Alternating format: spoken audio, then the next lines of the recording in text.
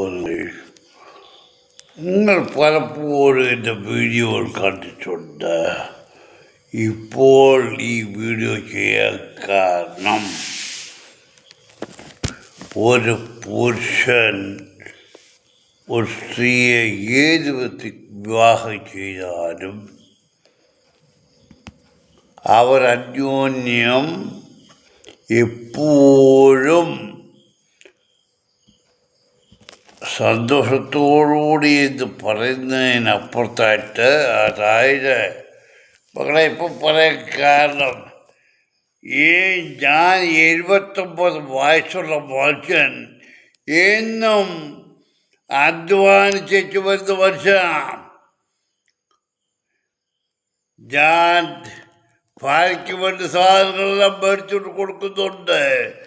ആ കൂട്ടത്തിൽ എനിക്ക് വേണ്ടി 2 പൊടിക്കുഞ്ഞിൻ്റെ പാക്കറ്റ്.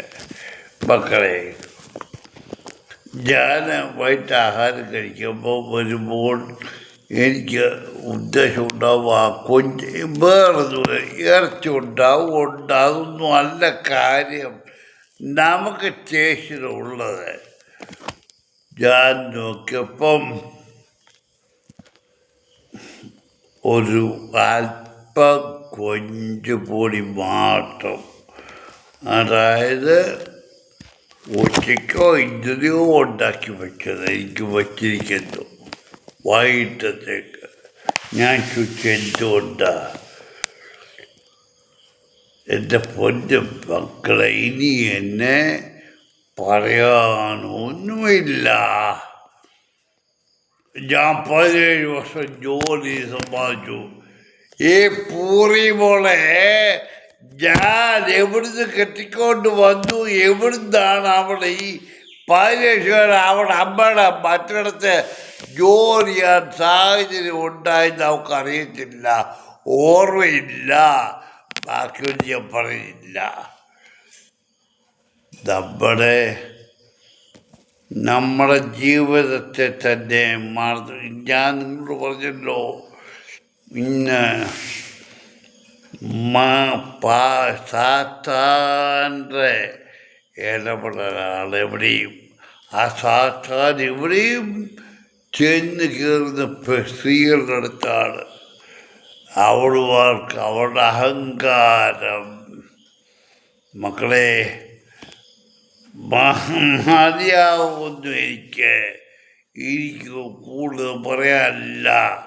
അവളെ തന്നെ അവളുടെ പല കാലമോ ചരിത്രമൊന്ന് ആലോചിച്ചിട്ട് ഇനി ഒരിക്കലും അവൾ തിരിച്ചു വരത്തില്ല. അതിനൊക്കെയായിട്ട് അവൾ പല പ്രാവശ്യവും അവളും മക്കളും കൂടെ എനിക്ക് വേണ്ടി എന്നെ പോലീസ് വരെ കയറ്റി. പക്ഷേ എനിക്ക് ചെയ്യാൻ പറ്റാനില്ല. അവിടെ ഇരുന്ന് ഞാൻ ആ പോലീസ് ഇൻസ്പെക്ടറോട് പറയും, എൻ്റെ പേര് കംപ്ലൈൻറ്റ് ചെയ്തവരെ ഇവിടെ കൊണ്ടുവരാൻ പറഞ്ഞാൽ അവൻ വഴിമുട്ടും. എൻ്റെ പോലെ ഇന്നും ഞാൻ പൊക്കോട്ടെ. ഇന്നും ഞാൻ എന്തിനു വേണ്ടി ജീവിക്കുന്നു എനിക്കില്ല. ഞാൻ ആർക്കും ദ്രോഹം ചെയ്തു?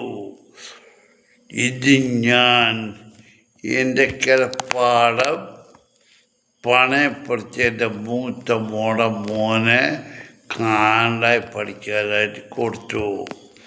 പക്ഷേ മക്കളെ, അവൻ പഠിച്ച് പാസ്സായതൊക്കെ പോലും ഒരു വാക്ക് പപ്പ ഞാൻ പാസ്സായി ജോലിയായി, ബാക്കി ഒരു കാര്യം പറഞ്ഞില്ല. എവിടാ മക്കളെ, ഇതിൻ്റെ എല്ലാം നിങ്ങൾ വിചാരിക്കും കൈവശവും മന്ത്രവാദവും ഒന്നും ഒരു കാര്യമല്ലാതെ. ഞാൻ നിങ്ങൾക്ക് തെളിച്ചു തരാം കൈവശം എന്താണെന്നും മന്ത്രവാദം അതെന്താണെന്നൊക്കെ ഞാൻ നിങ്ങൾക്ക് കാണിച്ചു തരാം. വേണമെങ്കിൽ ആരെനിക്ക് എങ്ങനെ എന്തിനു വേണ്ടി എനിക്ക് വേണ്ടി ചെയ്തു എന്നൊക്കെ എനിക്കറിയാം. ഞാൻ എൻ്റെ പുറകെ പോകുന്നില്ല. ഈ താടി നരച്ചത് ഒരിക്കലും ഈ താടി ഞാൻ കറുപ്പിക്കത്തില്ലോ, എൻ്റെ തലമുടി കറുപ്പിക്കത്തില്ല, എൻ്റെ പുരി കറുപ്പിക്കത്തില്ല. എന്തുകൊണ്ട്?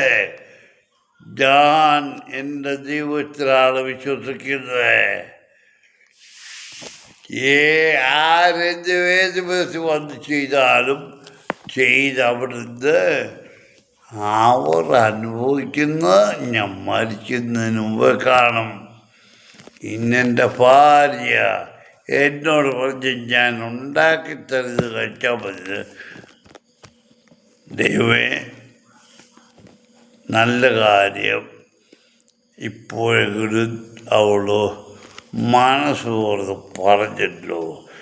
ഞാൻ ആർച്ചോടും നീ എനിക്ക് ഉണ്ടാക്കിത്തരുമെന്ന് ഒന്നും പറയത്തില്ല. അവളുടെ ഇഷ്ടം പോലെ അവൾ ആരുടെ ഏത് വിധത്തിലാണെന്ന് വെച്ചാൽ ജീവിച്ചോട്ടെ. ഞാൻ കൂടുതലും പറയുന്നില്ല.